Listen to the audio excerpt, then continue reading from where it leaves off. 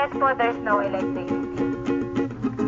Ayan, bali pag may nakita po silang unusual number of dragonfly in the air, din po yung palatandaan there's a change in calamity or a rainy season is about to come po.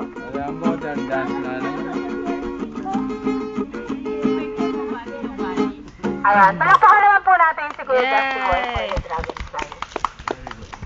And for our second dance po yung ating monkey dance or sayaw ng unggoy, also known as the hunting dance po. And for our itis po, there's no other animal in the civic forest can match the skill in terms of hunting and foraging po. And for our young itis po, it is a playtime or pastime while the elders are set for hunting and gathering for food. Once again po, monkey dance performed by... You scared me. And then, that was the highlight po of the monkey dance.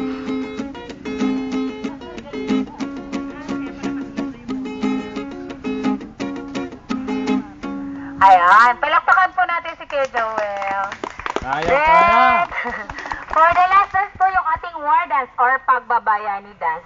And during the olden times po, when laws are not yet fully established, where rules are being set by the elders of each tribe, whenever misunderstanding naman po arises in between each tribe, they usually send their young men into fighting. But before sending them into fighting, they usually perform po the war dance or pagbabayani dance to ask a peace or guidance from their God called Apo na Malyari to have a victorious fight. And for them po, the best dancer or the best performer po will be the best fighter.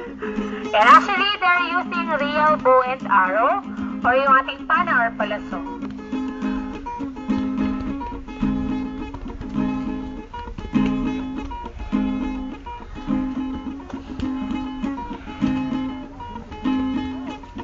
Bali, bago po ipadala sa tribal war ang isang itas, ginagawa po nila yan.